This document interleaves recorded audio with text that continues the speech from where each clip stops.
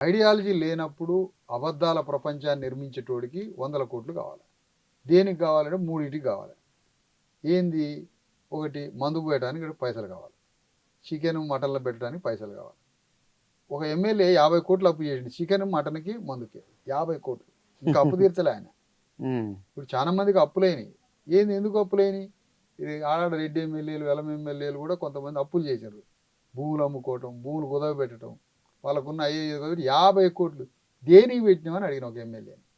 కేవలం chicken mutton మందుకి 30 కోట్లు ఖర్చు పెట్టినాడు. 30 crores ఈ మూడింటికి 30 కోట్లు. ఇప్పుడు మీ వంచనప్పుడు, ఈ పంచుడు లేదు అన్నప్పుడు మాకు పైసలతో ఏం పని అయితే అంటారు. కరపత్రానికో పోస్టర్కో తిరగడానికో జెండాకో ప్రచారానికో కార్యకర్తల భోజనాలకు పైసలు కావాలి. వాటిని మేము సమకూర్చుకుంటాం. ప్రజలు ఇచ్చే విరాళాలతోటే ఉద్యమం నడవాలి. మాకు ఆ డబ్బు కాదు కదా. ప్రచారానికి ఖర్చు పెట్టడం వేరు, మటను చికెను మందుకి డబ్బు ఖర్చు పెట్టడం వేరు.